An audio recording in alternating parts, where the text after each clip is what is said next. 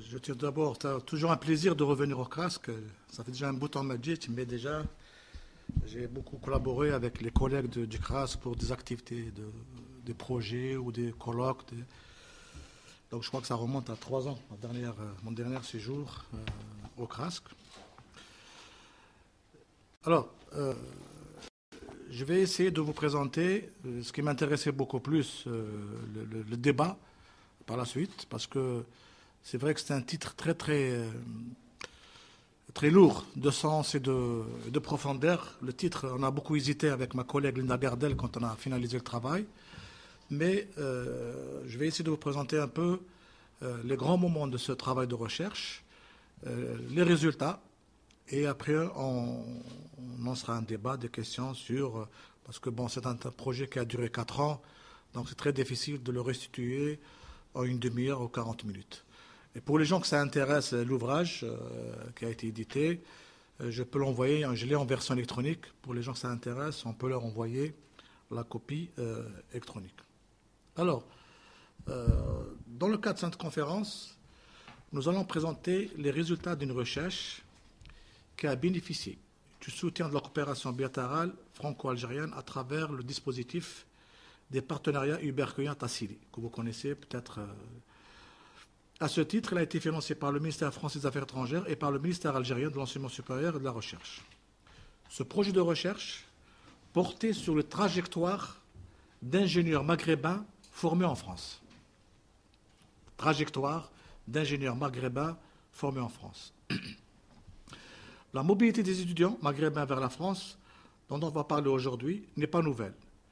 Elle obéit à une longue tradition de coopération entre des pays et parfois même à des traditions familiales, puisqu'on peut observer au Maghreb l'existence de véritables lignées de diplômés d'universités ou de grandes écoles françaises.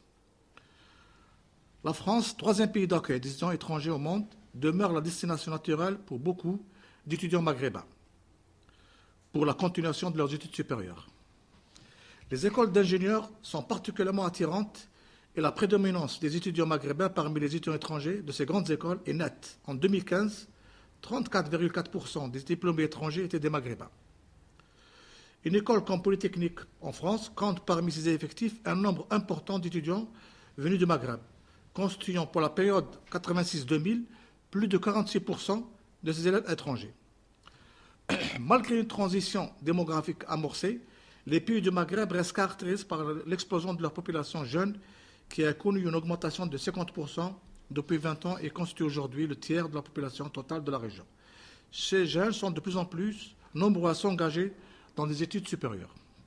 Les questions auxquelles nous souhaitons répondre sont les suivantes.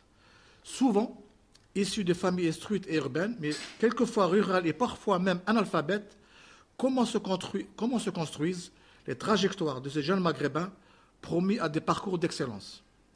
Comment naît le projet migratoire de ces élèves rigoureusement sélectionnés et dont les autorités consulaires françaises facilitent la migration? C'est un point important sur lequel on va revenir tout à l'heure.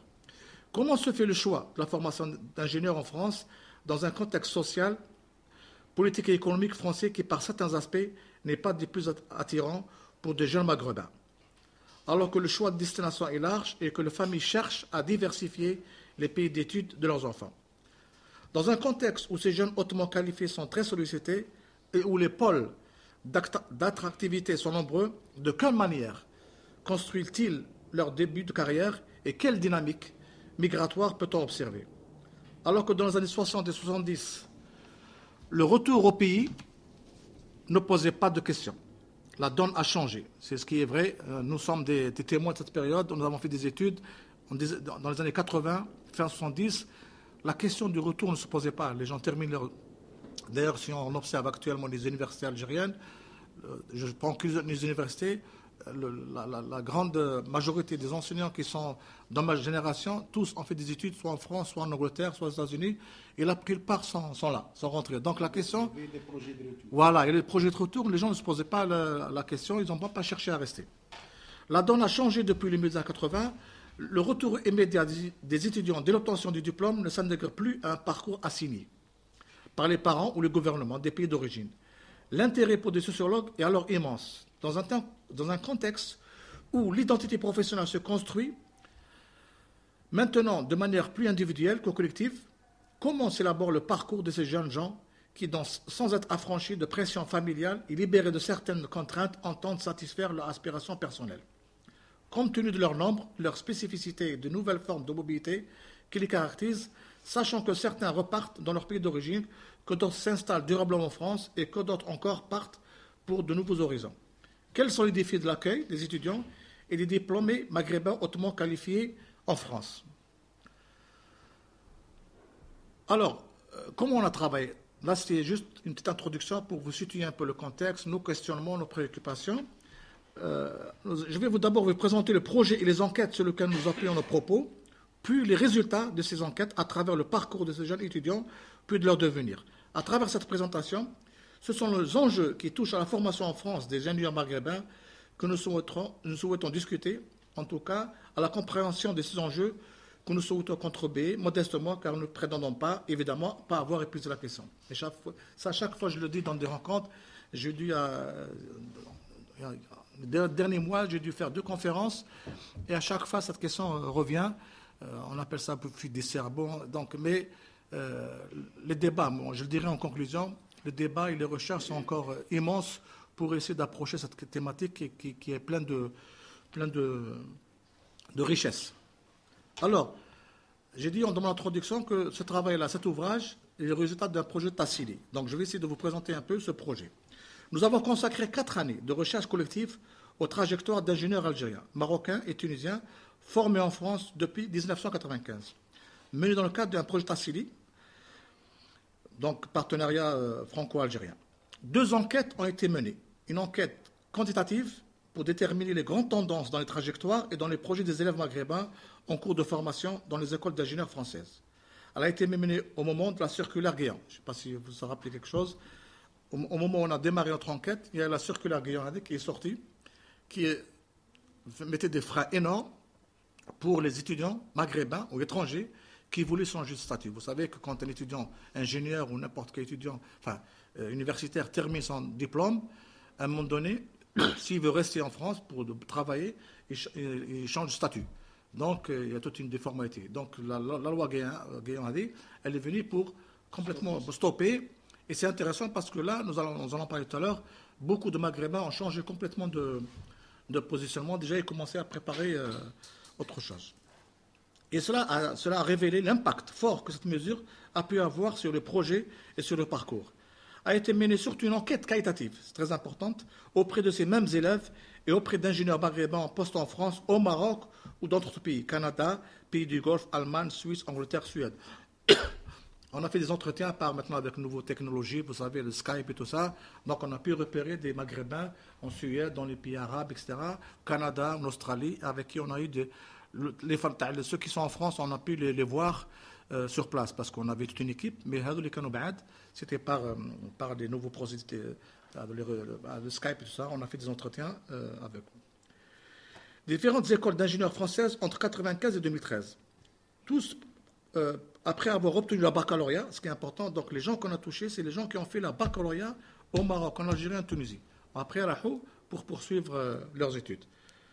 Dans une école d'ingénieurs française, après avoir suivi des classes préparatoires en France ou au Maghreb, ou parfois être passés par l'université. Ils occupent au moment de l'enquête des postes d'ingénieurs. Donc les gens qu'on a vus, c'est des gens qui étaient déjà en poste d'ingénieurs, d'études ou de fabrication, d'ingénieurs d'affaires ou de chercheurs partout dans le monde.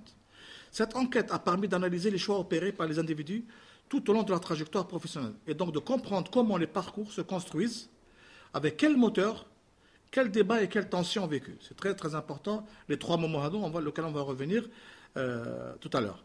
L'enquête, démarche méthodologique adoptée dans le cadre de l'enquête, entretien semi-directif et analyse structurale des récits. Parce qu'on a fait des entretiens, qu'on a enregistrés, qu'on a appris à exploiter, et nous avons eu plus de 700 à 800 pages d'entretien qu'il fallait relire, qu'il fallait après exploiter, ce qu'on appelle l'analyse structurale des récits.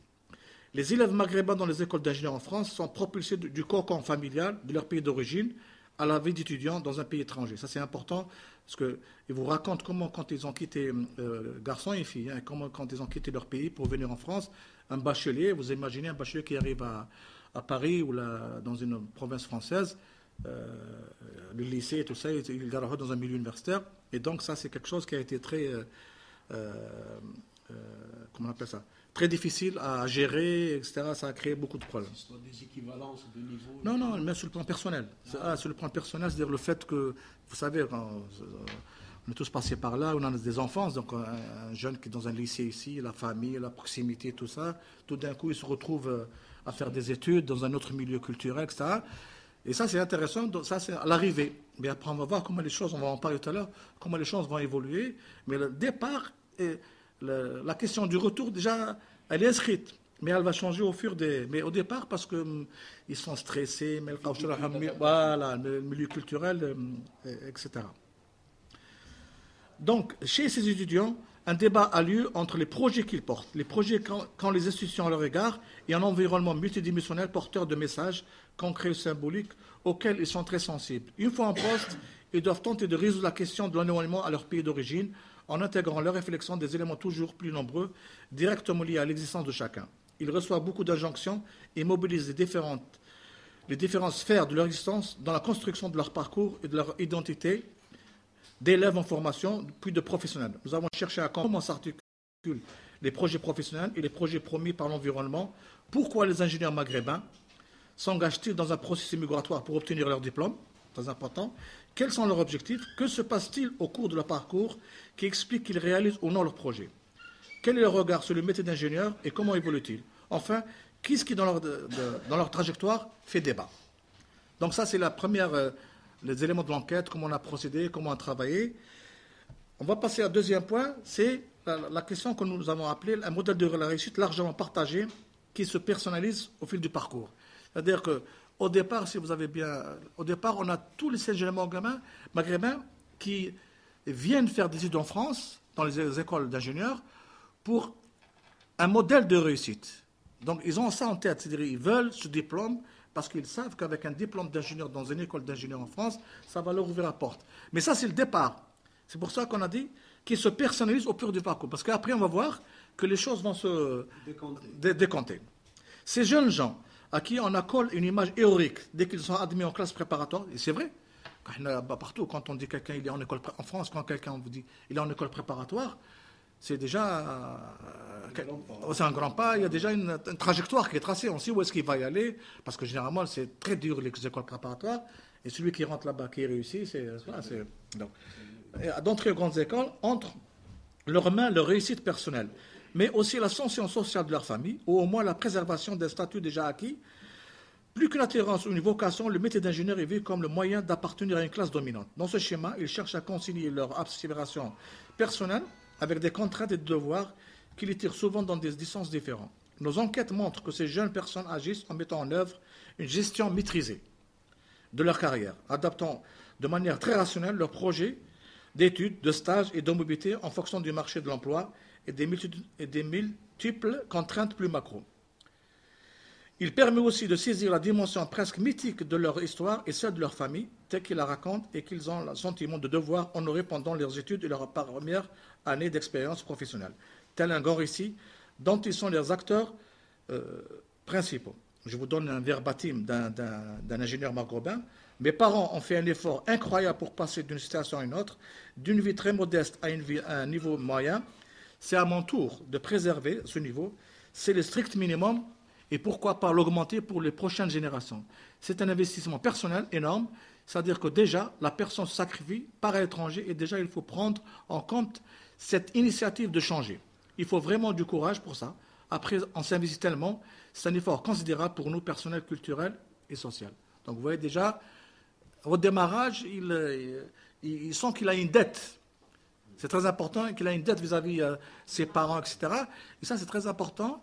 Dans la mentalité, on l'a vu chez les Marocains, même chez les Algériens, et chez les Tunisiens, vous allez avoir des familles qui ont une lignée des ingénieurs. Et là, on l'a beaucoup observé en Algérie et au Maroc. L'oncle, le cousin.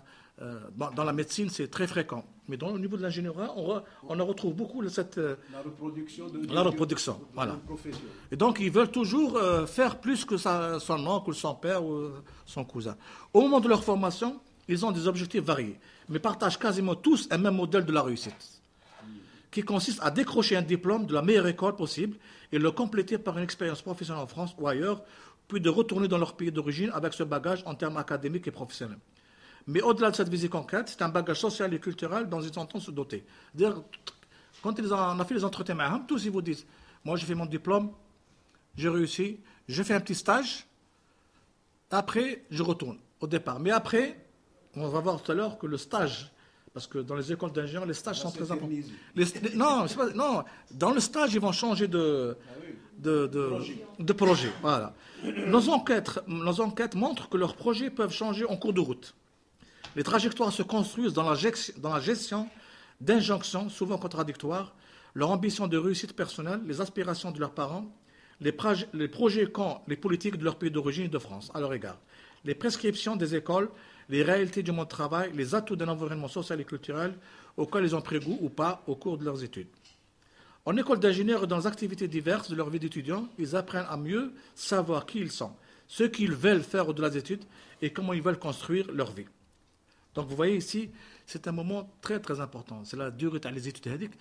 Vous avez vu au départ, on a vu qu'ils étaient un peu inquiets, etc. Mais à part, quand ils vont commencer à faire les études, ils vont intégrer les associations, les réseaux dans les écoles, et c'est là où ils vont commencer à réfléchir, à revoir leurs projets, etc.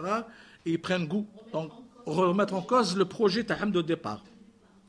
Et nous voyons qu'avec l'internationalisation des formations et des perspectives de carrière, le champ des possibles est immense pour ces talentueux diplômés une fois pourvus du titre d'ingénieur. On va voir que le schéma très carré, très précis, qu'ils ont en tête au début de leur parcours va exploser au fil des découvertes et de la prise de conscience de la multiplicité des parcours possibles et des opportunités qui s'offrent à eux. On va voir aussi que les projets de départ, très influencés par la sphère familiale et par les injonctions de la suite d'origine, vont devenir de plus en plus personnels, centrés sur l'individu. L'épanouissement personnel va prendre la place de la préoccupation de répondre aux désirs des parents ou de la société d'origine. Et ça, c'est typiquement maghrébin. Les parents, la société, ils sont encore attachés à leur milieu culturel. Hop. Et ça, c'est typiquement maghrébin. On ne l'a pas observé ailleurs. Mais maghrébin, ou la famille. Maintenant, ça a changé. Maintenant, on sait bien que les parents cherchent à aider par leurs empires. Mais au fur et à mesure, tout ça va commencer à éclater. Et surtout, dans le débat, on peut en parler, toujours pour les filles. C'est les filles qui, au départ, accrochent. Et la question de rester ne pose pas. C'est après quelques temps que les choses commencent à... Et là, nous avons plein d'anecdotes sur le rapport à la famille. C'est quelque chose qui se passe à l'inverse. Même les familles maghrébines, qui, à certains stades, vis-à-vis des filles, ne voulaient pas qu'elles restent, elles sont en train de changer d'avis par rapport à ça, et elles aident leur... Donc, en fonction de leur visée personnelle et de leur aspiration professionnelle et des contraintes de l'environnement social, mais aussi économique et politique, les parcours des diplômés maghrébins d'écoles d'ingénieurs françaises vont s'orienter vers des types de postes et vers des lieux de vie à la fois divers et très ouverts. Les ingénieurs que nous avons rencontrés dans le cadre de l'enquête qualitative ont été diplômés d'écoles d'ingénieurs, puis certains ont complété leur formation par un diplôme dans une école de management type HEC, MBA, ou par un doctorat. On peut faire un ingénieur, peut faire un doctorat. Ils ont, comme leurs homologues français, bénéficié d'une insertion relativement facile sur le marché du travail, que ce soit en France, au Maghreb ou ailleurs dans le monde.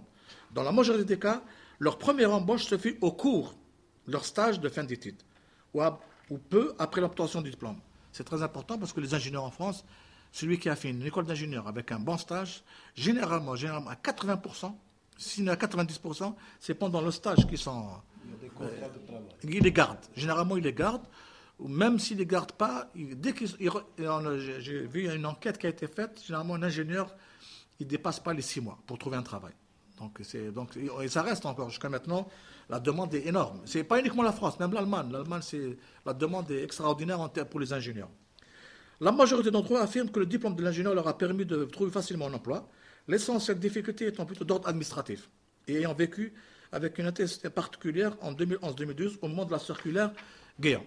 Une des étapes les plus importantes de leur parcours, après l'obtention du diplôme, est en effet, pour ceux qui souhaitent trouver un premier emploi en France, le changement de statut administratif, dont je parlais tout à l'heure, d'étudiant à celui de travailleur. Celui-ci se fait au niveau de la préfecture de rattachement, avec le soutien administratif et financier d'entreprise qui souhaitent employer les jeunes diplômés est source de beaucoup d'inquiétudes et de tracas. Longue période d'attente, obligation pour l'entreprise de justifier sa volonté d'employer un étranger et de prendre à sa charge les frais du dossier, possible de rejet de demande de la réception au QTF, obligation de quitter le territoire. Parce qu'ils peuvent, parce que la procédure est très longue. Comment se fait, quand un ingénieur trouve un travail, il y a toute une démarche au niveau de la préfecture et ce qu'on appelle la direction de travail. C'est comme presque chez nous. L'employeur doit justifier pourquoi il a choisi cet Algérien, ce Marocain, ce Tunisien. Et de dire, est-ce qu'il doit montrer, avec des preuves, que Malkash, et il faut qu'il montre que là, parce qu'il doit lancer l'appel, on appelle ça l'offre sur il y a des moyens, des sites, etc., des journaux. Il faut qu'il montre que s'il a choisi l'Algérien, le Marocain, parce qu'il n'a pas trouvé. Le profil n'existe pas sur le marché et qu'il était obligé de prendre. C'est à partir de là qu'on lui donne ce qu'on appelle l'autorisation de travail. Non, l'autorisation, c'est la direction, ils appellent la direction de travail. Elle envoie dossier à la préfecture pour leur dire ok, c'est bon, vous pouvez lui donner le. Et au débat, vous tombez sur des préfectures qui ne veulent pas entendre parler pour des raisons multiples, culturelles, raciales, etc. Et tout de suite, on leur envoie ce qu'on appelle au QTF, c'est l'obligation de quitter le territoire. Ils vous laissent un mois pour regagner. Bon, généralement, les jeunes, ils ne regagnent pas parce qu'ils prennent des avocats, ils prennent, etc. Ils arrivent toujours à. Se marier avec une Française. C'est une mariée française. Non, ceux qui le font à l'avance. Mais il y a des gens qui ne font pas ça parce que je suis ingénieur, pour lui ingénieur, mais en France, les préfectures changent. Une préfecture, pour le prendre tout. Voilà, selon les partis, si vous êtes dans une préfecture où c'est la droite, ça vous. Et avec maintenant le temps qui court. Alors qu'il y a une demande très importante pour les ingénieurs. Le marché, oui, c'est les ingénieurs, c'est. Les informatiques syndics, n'en parlons pas, mais les ingénieurs. L'identité professionnelle se construit dans un contexte multidimensionnel qui mêle aspiration personnelle, injonction familiale et contexte économique et politique. Et cela dans une démarche qui se veut très rationnellement construite. Une fois engagés dans l'activité professionnelle, les priorités des ingénieurs apparaissent le plus souvent comme relevant de la sphère personnelle, construction d'une carrière, épanouissement personnel, voire familial. Ils n'ont pas dans une assignation à suivre un modèle imposé auquel ils ont adhéré par le passé. Les individus s'émancipent petit à petit de leur histoire familiale avec la France en avançant vers l'autonomie, en cherchant l'épanouissement personnel dans leur propre projet de vie qu'ils ont à bâtir, construire. Donc on voit comment ils sont bchoués, la famille, etc. Ils commencent à un peu se retirer du milieu de la famille, de leur quartier, de leur ville, etc. pour vouloir construire leur propre. Cela rejoint ce qui avait été souligné par d'autres sociologues comme Wahbi et Mohamed Sharaf. Le strict projet d'études pour lequel la migration avait été envisagée se transforme progressivement en projet de vie.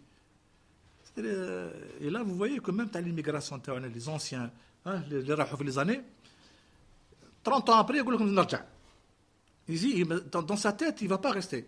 Mais ça fait 30 ans qu'il est. Mais les ouvriers, les Renault, Peugeot, Becquerel, Citroën, quand on discute avec eux, toujours ils avaient en tête le retour. Et les jeunes maghrébins, ils reproduisent la même chose.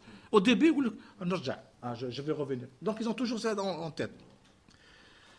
Les sphères familiales et personnelles prennent le dessus peu à peu sur les projets auparavant focalisés sur le domaine professionnel. Donc là, on va voir que ils commencent déjà, vous voyez, on est en train de basculer vers, ils commencent à s'intéresser à leur vie familiale. C'est-à-dire, le cocon familial, la ville, ils ont assuré leur domaine professionnel, maintenant, ils restent, parce que ça, il y a l'idée de rester, donc ça va se poser, la question du mariage, la question des enfants, qu'on va aborder. Les sphères familiales et personnelles prennent le dessus peu à peu sur les projets auparavant focalisés sur le domaine professionnel. C'est ainsi que l'on retrouve chez les diplômés des préoccupations qui vont tourner principalement autour de l'environnement, le plus propice à l'éducation des enfants, au dynamisme et à la richesse culturelle de l'espace de vie, ou à la nécessité d'être proche de la famille, par parents qui habitent à Alger. Se faire plaisir au travail, permettre à ses enfants de grandir dans un environnement jugé plus favorable, s'adapter aux contraintes professionnelles et personnelles de son conjoint, sont les facteurs qui vont permettre un choix de carrière et de lieu de vie en fonction de ce qui fait sens pour l'individu.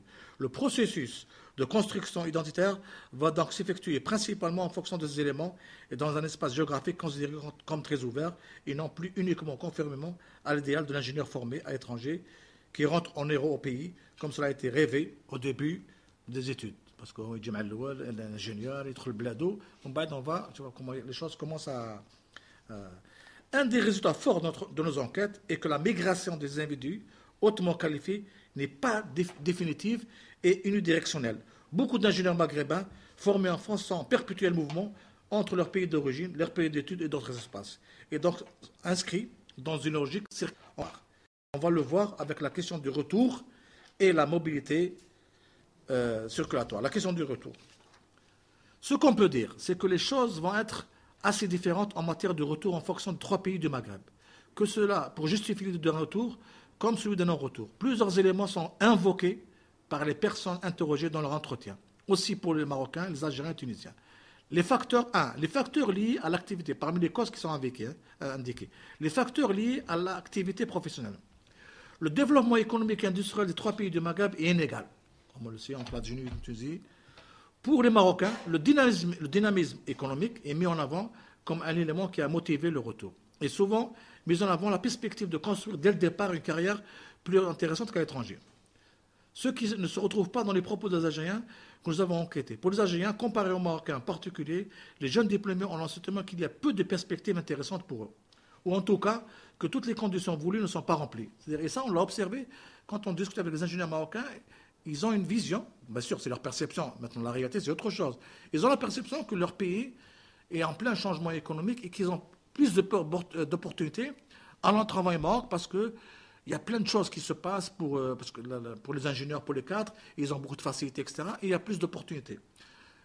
Du côté des jeunes Algériens, ce n'est pas clair. C'est-à-dire pour eux, il n'y a pas les perspectives en termes professionnels.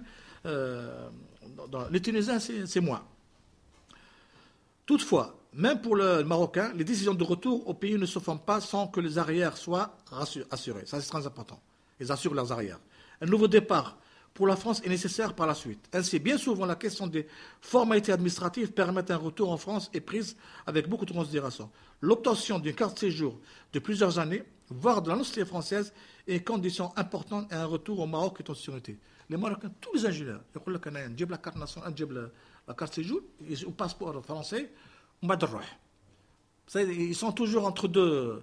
Et les Algériens, la même chose, parce qu'on ne sait jamais. Je peux tenter une aventure de venir en Algérie au Maroc, mais un des passeports, on ne sait jamais, pour mes enfants, il y a toujours une soupe. Comme ils savent qu'ils sont très demandés en tant qu'ingénieurs, donc ils n'ont pas de... Et on va le voir tout à l'heure, il va en dehors de la France, parce que c'est possible d'avoir un passeport français qui est européen, tout ça, ça leur ouvre d'autres... Donc ça, c'est pour les facteurs liés, les facteurs personnels.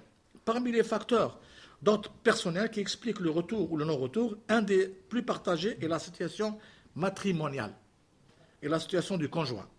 Ce qui n'est pas particulier aux ingénieurs, bien sûr, c'est toutes les catégories. Quelle que soit la nature du couple formé, couple mixte, endogame, quel que soit le positionnement sur la question du retour, la constitution d'un couple contribue fortement à cristalliser le projet. Bien que certains annoncent leur choix de contracter un mariage avec une personne dont il ou elle considère partager la même culture. Afin de faciliter les possibles de retour, on constate que la nationalité ou l'origine du conjoint n'est pas déterminante. On va ainsi trouver des Marocains dans le où la conjointe est française qui seront retournés au Maroc, tout comme on va retrouver les Marocains mariés à des Marocains qui ne rentrent pas au Maroc. Et de même pour les Algériens et les Tunisiens. Ce n'est pas la nationalité du conjoint qui sera déterminante, mais plutôt sa situation professionnelle. Pour certains, le retour est considéré comme impossible du fait de l'exercice professionnel du compagnon. Pour d'autres, il est indispensable, comme dans le cas des professions médicales. Ça, c'est important parce que les professions médicales sont très prisées au Maghreb et donc moi je vois autour de moi beaucoup de médecins qui vraiment veulent exercer, surtout les spécialistes, ils n'hésitent pas à rentrer, à ouvrir leur cabinet en Algérie, etc. parce qu'ils savent qu'il y a plus d'opportunités ici. Sauf s'il est médecin, il est généraliste, il n'est pas spécialiste, il peut rester. Bon. Mais sinon, dès qu'il a sa spécialité et qu'il peut ouvrir son cabinet, il n'hésite pas. Et on le voit partout. Tous les spécialistes, les gars, ils ont fait leurs études, leur spécialité ailleurs.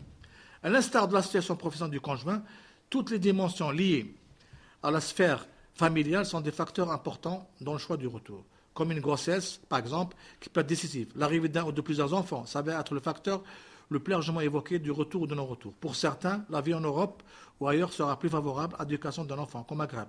notamment pour des raisons d'accès aux activités culturelles et loisirs éducatifs. Certains vont mettre en avant la vérité des loisirs que leurs enfants pratiquent en France, de manière quasi gratuite, danse, piano, sport. Au contraire, d'autres préfèrent que les enfants grandissent au pays, notamment pour éviter le déracinement.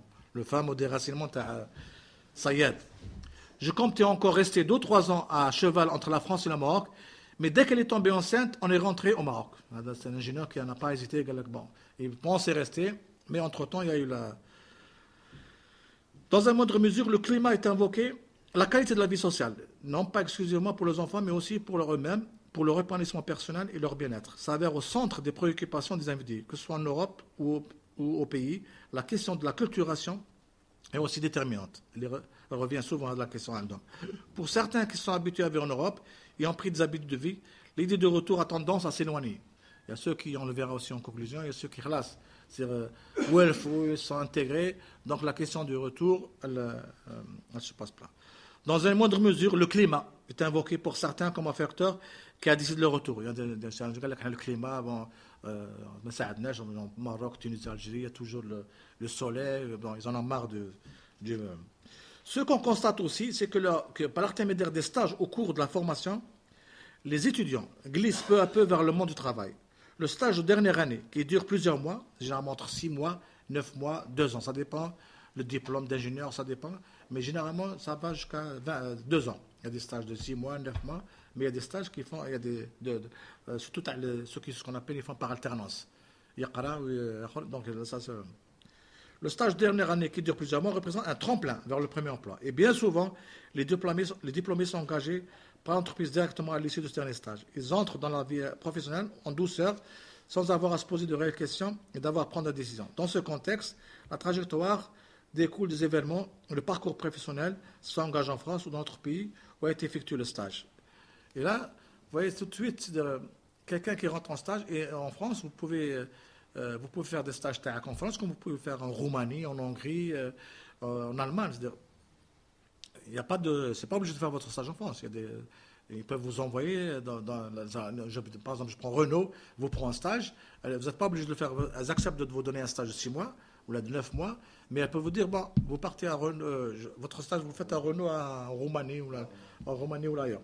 Donc, et cette manière de faire amène l'ingénieur à rentrer facilement dans la vie active. C'est pas comme quelqu'un qui tout de suite, là, il troll, il commence pendant 1 an, 2 ans, les réunions, le travail, etc. Donc, là, c'est tout doucement, il est en train de faire les papiers pour le changement de statut. C'est pas comme quelqu'un qui est dans les études où il va directement au boulot. Une fois en activité, la réintégration au cadre socio-culturel des pays d'origine paraît difficile à certains diplômés. Parallèlement, les retours au pays, le temps des vacances, ont commencé pendant des années de formation à prendre une forme routinière. L'habitude se prend d'y aller 1 ou 2 fois par an, pour voir la famille essentiellement et retrouver l'ambiance. C'est aussi ces périodes de vacances qui font les démarches administratives du quotidien, dont les pays d'origine apparaissent chargés de contraintes que certains ont du mal à accepter. Ils sont en décalage et une certaine appréhension entoure l'idée d'un retour définitif. Vous voyez, les stages, comment ça va, parce que pendant le stage, ils sont payés. Donc certaines entreprises, ils sont très bien payés, ils leur donnent jusqu'à 2000 euros, 2500, il y a certains stages, oui, par mois. Et donc, quand on les a vus, parce que les gens, on les a vus après. Et ils commencent à rouler comme bled, mais pour des vacances, pour voir la famille. La circulation, les papiers. Ils commencent à se mettre des barrières au moins pour ne pas le retour au maximum.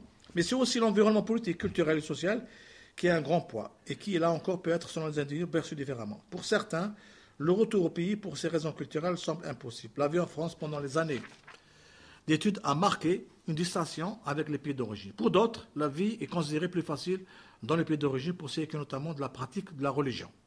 Enfin, des motivations patriotiques sont mises en avant pour certains qui tenaient à rentrer au pays afin d'œuvrer à son développement. La plupart des personnes qui évoquent une volonté de participer au développement du pays expliquent qu'ils veulent contribuer au dynamisme économique en apportant leurs compétences techniques et leur expérience. Mais toujours, le retour n'est pas quelque chose de définitif. En réalité, les facteurs mobilisés, qu'on vient de voir, les 3 types de facteurs, peuvent l'être pour justifier l'idée d'un retour, comme celle d'un non-retour, en fonction du sens que leur est donné, Faisons de ces questions quelque chose d'éminemment personnel et singulier. On voit d'ailleurs l'importance accordée aux raisons personnelles. Le facteur familial, comme nous l'avons vu, peut par exemple être tout autant à l'origine d'un retour, volonté d'élever ses enfants au pays, de respecter les injonctions parentales, comme d'un non-retour, volonté d'élever les enfants dans les pays européens, respect des injonctions parentales parfois aussi. Le sens qui lui est donné pouvant varier d'une personne à l'autre. S'il apparaît donc impossible de prétendre que tel ou tel facteur amène à envisager exclusivement un retour ou non-retour, ce sont néanmoins ces facteurs qui à chaque fois sont à l'origine des décisions prises. Nous ne pouvons donc qu'énoncer des thématiques qui influent sur cette question, mais qui ne déterminent pas totalement. Toutefois, ce qu'on peut relever de manière nette, ce qui est intéressant, c'est le phénomène de la mobilité circulaire. De la mobilité circulaire, vous voyez qu'au fur et à mesure du cheminement entre l'arrivée, le stage, les études, l'idée le retour s'éloigne, mais ils s'inscrivent dans ce qu'on appelle maintenant, qui est très, on va revenir tout à l'heure dans le débat, c'est la question le débat sur la fiduciaire, etc. Ils s'inscrivent dans, ils disent, je suis cadre, mais je peux être en France, je peux être en Algérie, je peux être au Maroc, je peux être au Canada. Donc ils s'inscrivent dans une logique circulatoire. Et c'est le point qu'on va voir aborder. On voit chez les diplômés que nous avons rencontrés, que ce soit en France ou dans les pays d'autres pays, Europe, Canada et du Golfe, qu'il y a un certain nombre que l'on peut qualifier de managers internationaux. Des professionnels très mobiles sur la scène internationale, qui envisagent leur carrière dans un espace transnational et dans un esprit de circulation migratoire. Pour eux, la mobilité internationale va être valorisée. Un esprit de circulation migratoire. Pour eux, la mobilité internationale va être valorisée en dehors des avantages concrets qu'elle peut apporter à la carrière, car elle prouve une ouverture d'esprit comparée à l'immobilisme à la fois géographique et mental des cadres plus sédentaires. Donc vous voyez, là, ils mettent en valeur, je suis ingénieur, je ne suis pas obligé de rester en France, je suis là, je suis au Maroc, je suis en Tunisie, je suis au Canada, je suis aux États-Unis. Donc ils sont contre l'ingénieur à la cadre. Ça pourquoi? Parce que dans les écoles de formation d'ingénieurs maintenant, si vous regardez sur les sites internet, les programmes des écoles d'ingénieurs, pendant la formation TAHAM, c'est ça qui leur martèle. C'est-à-dire qu'un cadre n'est pas obligé de rester à Renault Paris ou la Peugeot ou la Volkswagen. Il peut être partout. Il peut être au Brésil, il peut être en Inde, Donc on leur inculque, pendant tous les 6 jours de formation, on leur inculque cette idée. Il ne s'agit pas d'individus détachés, toute appartenance à un pays ou à une identité nationale, comme le sont les cosmopolites, mais des personnes se considérant binationales ou biculturelles qui inscrivent leur parcours entre 2 pays. Généralement leur pays d'origine, le Maroc, l'Algérie ou la Tunisie, et la France, où ils ont étudié et sont devenus adultes, mais aussi parfois d'autres pays encore. Celui qui leur a permis de démarrer leur carrière ou de développer, ou celui dans lequel ils se sont installés pour diverses raisons extra-professionnelles. Donc il peut être algérien, marocain, tunisien, il a fait les études en France, mais il y a des gens, on a rencontré des gens qui sont aux États-Unis, qui sont en Allemagne, qui sont dans les pays golfs. Bon, déjà, tu as l'opportunité, il ne réfléchit pas, il roche. Et donc vous voyez, ils sont sur plusieurs... Les 2 premiers maghrébins dont nous avons étudié le parcours s'inscrivent dans une logique de pratique de l'espace à cheval entre leur pays d'études, leur pays d'installation, s'il est différent de leur pays d'origine, et devient en cela ce qu'on peut appeler des transmigrants, en déplacement perpétuel entre différents espaces qui leur deviennent familiers. Parce que ce qu'il est intéressant de montrer, c'est que pour ces jeunes professionnels, leur installation, ou quel que soit, n'apparaît pas définitive. Aucun d'eux ne va fermer la porte de retour. Et c'est vrai. Même s'ils sont installés avec leurs enfants, famille, mariés étrangers ou là, il y a toujours la question, quelque part dans son cerveau, il y a un petit espace, sachant qu'il ne va pas, mais parce qu'il est intéressant de montrer, c'est que pour ces jeunes professionnels, leur installation, où qu'elle soit, n'apparaît pas définitive.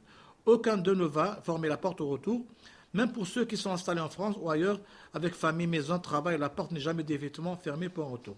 L'exemple, comme un verbatim, je pense que la décision de partir en Angleterre, c'est un peu naturel, parce que quand on fait une carrière de finance, en général, c'est en Angleterre ou bien à Hong Kong, ou bien à New York que ça se passe. En Angleterre, j'ai juste l'impression que c'est un bon endroit pour avoir une bonne expérience, et après, ça t'ouvre la porte pour beaucoup de choses, et je pense que cette porte-là, quand elle sera ouverte, je vais repartir au Maroc. À propos d'un polytechnicien, vous savez, un polytechnicien algérien, tunisien, marocain, et École Polytechnique Paris, donc déjà, il pense à revenir. De même, pour ceux qui sont rentrés au Maroc, il y a toujours une vocation d'un retour en France ou ailleurs possible. Bien sûr, certains des ingénieurs rencontrés qui sont rentrés au Maroc, tout de suite, après avoir obtenu leur diplôme d'ingénieur, ou quelques années plus tard, s'avouent peu enclins à aller parcourir le monde. Ils sont en poste au Maroc et entretiennent des liens plus ou moins solides et réguliers, avec la France par les médias par exemple, par des collaborations professionnelles, ou en faisant la destination de leurs vacances sans nécessairement projeter d'y retourner pour s'y installer. Toutefois, on remarque dans notre étude que ces personnes ne sont pas les plus nombreuses. La majorité des ingénieurs marocains formés en France que nous avons pu rencontrer au Maroc se montrent très ouverts à l'idée d'un jour plus ou moins lointain revenir en France ou partir ailleurs par la suite. Ils ne l'excluent pas. Revenir de nouveau au Maroc. C'est une circulation dans l'espace transnational sans ancrage définitif qui est envisagée et qui s'inscrit dans une véritable dynamique de circulation migratoire. Et ça, c'est le débat actuellement quand on parle de la fuite du cerveau, toute cette question de départ des cadres, c'est cette notion de dynamique de circulation entre plusieurs, et on n'est pas attaché à un coin. On a des racines Maroc, Tunisie, Algérie, mais on a fait des études, mais le fait de bouger de mots, c'est ce qui fait que cette idée-là devient de plus en plus présente.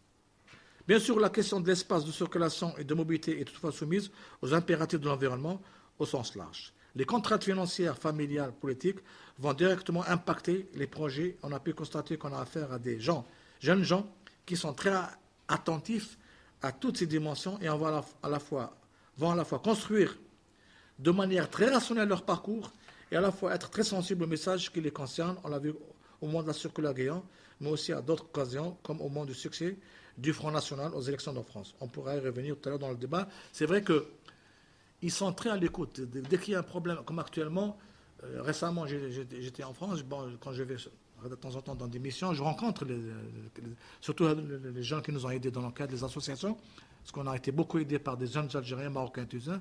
Ils ont répondu tous. On a ciblé quelques associations par des réseaux, etc. Ils ont tous répondu, ils ont participé à l'enquête. Donc, de temps en temps, quand je les vois, je les revois. Ils sont à l'écoute. Même ceux qui sont installés, qui ont des postes, etc., bien, ils sont c'est les signaux. Comme actuellement, ils sont en train de le débat, les élections en France, ils sont en train de les suivre de manière parce que ça les concerne. Ça les concerne dans leur futur, dans leur carrière, dans leur... Alors, en termes de conclusion de tout ça, nous avons pu mettre en avant des facteurs d'ordre personnel qui sont déterminants dans la question du retour. Si le prestige de la carrière fait partie intégrante des préoccupations des ingénieurs maghrébins, l'épanouissement personnel ou encore le bien-être familial prend peu à peu le dessus dans les plans de carrière. Toutes les portes sont ouvertes pour ces diplômés et pour qui la possibilité de retour au pays n'est jamais complètement tranchée, jamais définitive, qui sont dans l'adaptation continuelle. Ils sont toujours en train de se rechercher. Notre recherche et les livres qui en ont tiré montrent que les enjeux politiques, éducatifs et scientifiques de la formation en France des ingénieurs maghrébins sont immenses. En France, ces diplômés de haut niveau contribuent à l'excellence scientifique française et à la reconnaissance du modèle de l'ingénieur à la française, qui est très... On entend souvent parler de cette... déjà reconnu au niveau international. Ils en sont les ambassadeurs quand ils expatrient, parce que l'Allemagne, le Canada, tout ça, j'ai fait l'ingénierat, j'ai fait l'école française. Conscient des risques de concurrence et de compétition pour le recrutement des élites du monde entier dans le secteur du pointe et de compétition pour le recrutement des élites du monde entier, les pays développés ouvrent leurs frontières à ces migrations de haut niveau, permis à point au Canada, en Australie et en Allemagne, immigration choisie au Royaume-Uni et en Autriche. Au moment de la circulaire Guéant, en France, on se souvient du tollé général que ce décret avait provoqué chez les acteurs académiques, mais aussi économiques et industriels français. Je ne sais pas si vous vous rappelez, quand la circulaire Guéant a été promulguée, il y a eu tous les universités, les écoles, ce qu'on appelle la conférence des grandes écoles, les grandes institutions, les entreprises comme EDF, tous ils ont manifesté parce qu'ils savent qu'ils en vont perdre, parce que les Maghrébins à l'époque, tous commençaient déjà à se préparer pour partir en Australie, au Canada, etc., etc. Et ils avaient peur parce qu'ils allaient perdre toute une ressource, un potentiel très important. La période des études nous renseigne sur les conditions d'apprentissage académique, mais aussi plus particulièrement sur la socialisation. La notion d'ouverture, de dialogue, de découverte apporte une grande intensité à cette période. Si vous vous rappelez au départ, quand on a commencé à discuter, enfin, je présentais, les ingénieurs, on sent le repli. Ils viennent d'arriver du Maroc, d'Algérie, des lycéens, ils sont un peu... Donc, et pendant la formation, si vous rentrez dans les sites maintenant des écoles d'ingénieurs, il faut voir le programme. C'est des programmes très axés sur le dialogue, sur la négociation, sur l'écoute, etc. Et donc, il y a des associations, il y a des cours de théâtre, des cours de musique, il y a plein de choses qui se font. Donc, au moins, ils rentrent dans ce milieu-là, ils s'adaptent et en même temps, ils commencent à s'ouvrir. La question de la mobilité géographique, enfin, et la décision du retour laisse apparaître en filigrane l'ouverture du champ des possibles ressentis par ces jeunes diplômés. Dans les ambitions, les rêves et les idéaux, les projets internationaux sont parfois en décalage avec les réalités politiques et administratives vécues au quotidien et avec un certain climat de crispation sociale perceptible dans la société française. Là aussi, c'est vrai, quand ils arrivent, ils voient que la France. Parce que là, le temps qu'il a le visa, etc., pour lui. Mais dès qu'il arrive en France, il faut commencer à faire des études. Il est possible parce que les écoles organisent des voyages au Canada, au Brésil, ils ont le stage, il y a plein de choses qui sont. Donc ils commencent à voir, ils s'ouvrent, et ils commencent à voir autre chose, ce qui fait que l'idée de rester, ça ne pose plus de problème. C'est-à-dire ils ont ailleurs. Donc l'idée de rester en France, alors que le départ qui dit, il faut que je réussisse en France, parce que.